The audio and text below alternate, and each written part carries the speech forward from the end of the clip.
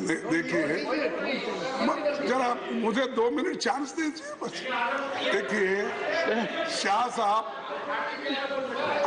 उन्होंने ऑर्डिनेंस पे बोल रहे हैं, ठीक है, लेकिन ऑर्डिनेंस को छोड़ के वो हमारे इमरजेंसी से लेकर और अब तक जो आगे 2024 में, अरे भाई तो भाई चुप, सब आधे कांग्रेस के हैं इसमें,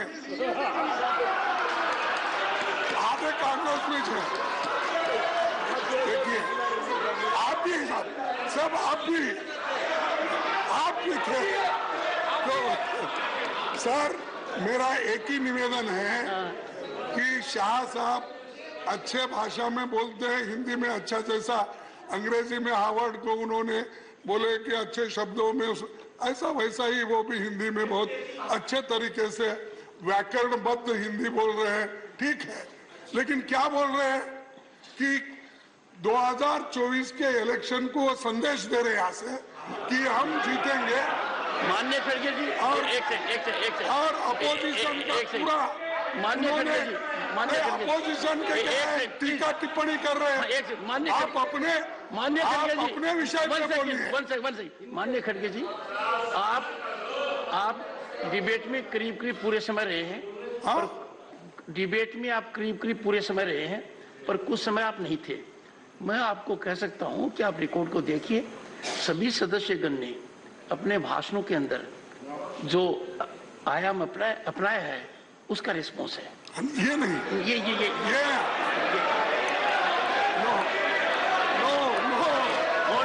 ऑनरेबल होम मिनिस्टर,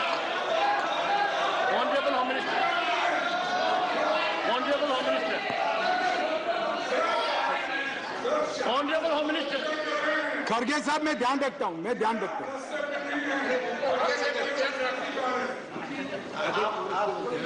माननीय मैं खड़गे जी का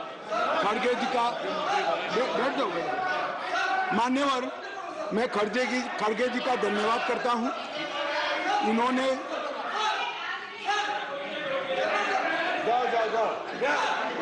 मान्यवर मैं खड़गे जी का धन्यवाद करना चाहता हूं कि इन्होंने मुझे सदन की उच्च परंपराओं का ध्यान दिलाया। मैंने सदन की परंपराओं का ध्यान रखते हुए सटल वे में मेरी बात कही थी, परंतु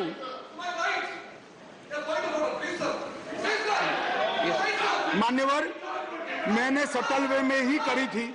मैसेज आधा अधूरा गया था, खड़गे जी ने पूरा मैसेज डाल दिया, इसलिए मैं उनका धन्यवाद करना चाहता हूं। मान्यवर संजय राउत जी ने कहा कि मोदी जी विदेश जाते हैं तो उनका सम्मान होता है, कोई उनका ऑटोग्राफ मांगता है, कोई उनको झुककर नमन करता है, कोई उनसे अपॉइंटमेंट मांगता है, कोई मोदी जब बॉस कहता है, वो सम्मान मोदी जी का नहीं है, देश का सम्मान।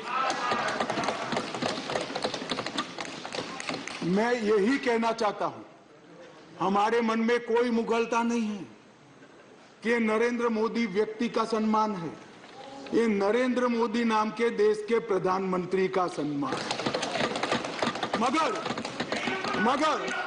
मगर इतने सारे देश के राष्ट्रपति, प्रधानमंत्री, राष्ट्राध्यक्ष भारत के प्रधानमंत्री को सम्मान देते हैं, इससे देखकर आप भी जरा देना चालू करो तो थोड़ा अच्छा दिखेगा। मान्यवर कम्युनिस्ट पार्टी के 2 सदस्यों ने मेरी पार्टी का उल्लेख देकर कहा कि मेरी पार्टी का आजादी के आंदोलन में कोई इतिहास नहीं है, हिस्सा नहीं।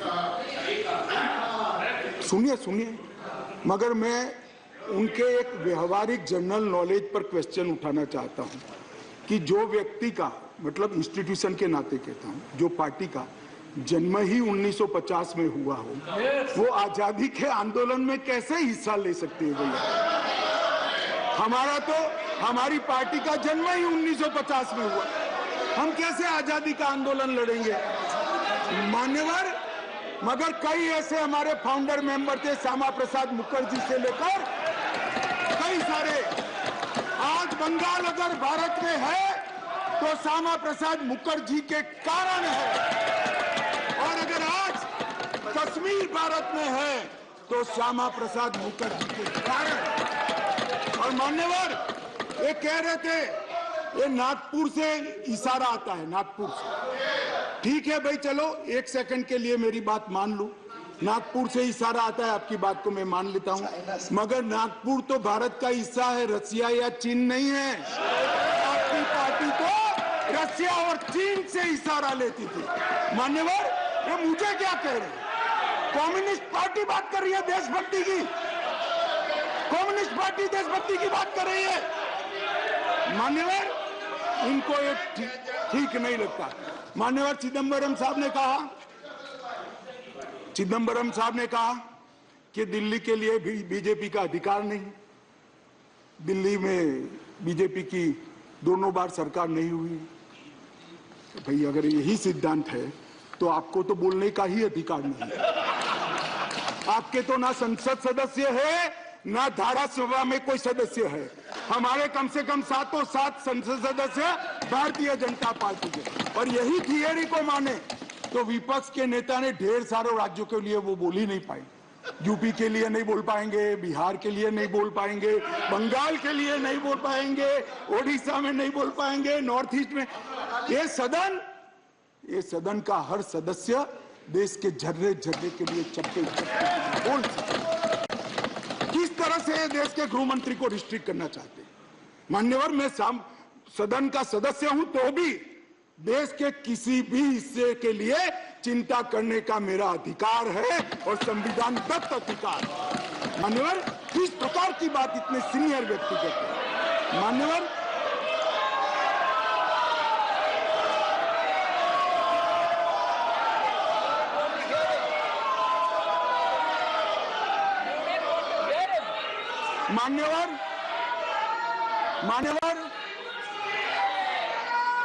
मान्यवर मणिपुर के लिए भी मैंने सदन से पहले ही आपको पत्र लिखा है कि मणिपुर के लिए चर्चा के लिए मैं तैयार हूं।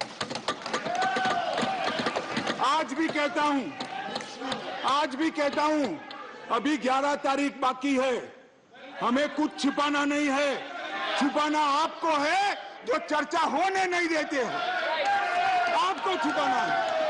और मैं कहता हूं मान्यवर 11 तारीख को चर्चा खड़गे जी कह दे, मैं कहता हूं इसी तरह से सुन नहीं पाएंगे मान्यवर, नहीं सुन पाएंगे, और इसीलिए मणिपुर पर चर्चा करने के लिए तैयार। मान्यवर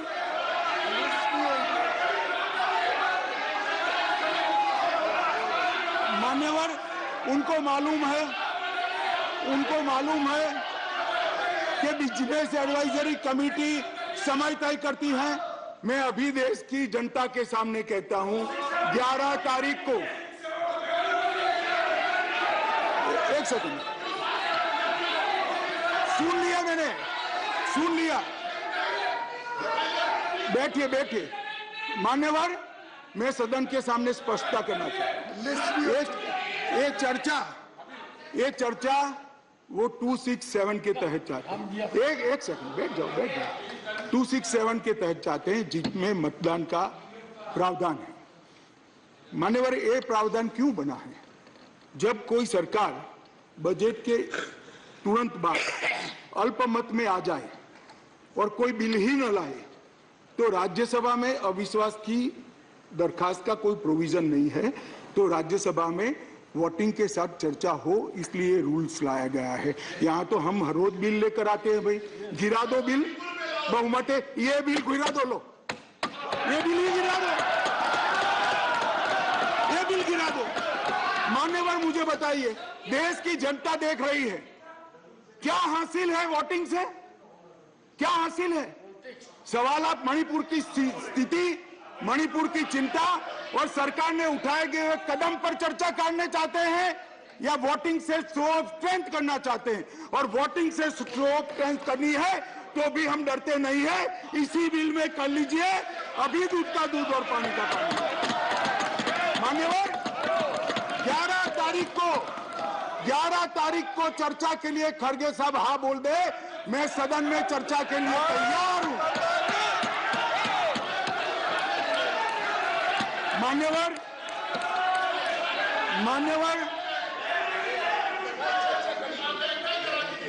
ऐसा है जयराम जी आपको भी मालूम है अभी नहीं हो सकती। कल अविश्वास का प्रस्ताव है, आपको मालूम है। मान्यवर देश की जनता सुन ले, 8, 9 और 10 अविश्वास का प्रस्ताव है, इसलिए मुझे कह रही है कि आज 8, 9, 10 में चर्चा करिए। कांग्रेस पार्टी ही लाई है और मैंने सदन के पहले दिन से आपको पत्र लिखा है मान्यवर कि सदन में कितनी भी लंबी चर्चा के लिए मैं तैयार हूं, मैं हर बात का जवाब दूंगा और ये मेरा संवैधानिक दायित्व। मगर जब लोकसभा में अविश्वास प्रस्ताव पर चर्चा होती हो तब ये चाहते हैं मैं यहां बैठूं। मान्यवर इनको अविश्वास प्रस्ताव वही लेकर आए हैं मगर इसकी संवैधानिक महत्व का मालूम नहीं है। अविश्वास का प्रस्ताव होता है, मैं वो सदन का सदस्य हूं, मुझे वहां रहना पड़ता है मान्यवर। और 11 तारीख में क्या बुराई है 11 तारीख में क्या बुराई है मान्यवर? चर्चा से भाग रहे हैं, ये चर्चा नहीं चाहते हैं मान्यवर, होने नहीं देते हैं। इसलिए मैं कहता हूं मान्यवर कि चर्चा करनी नहीं है और चर्चा करे तब बोलकर भाग जाना है। आज अच्छा है कम से कम एकता दिखाने के लिए वोटिंग करने के लिए बैठे हैं, चलो वो बहाने से भी बैठकर संविधान के नियमों के हिसाब से, संसद के नियमों के हिसाब से चर्चा करी, इसके लिए धन्यवाद। मेरा पूरा सदन से मान्यवर निवेदन है कि जो मैं विधेयक लेकर आया हूं इसको पारित किया।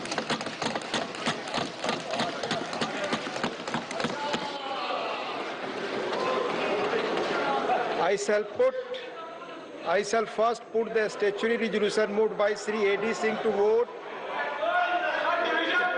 Please.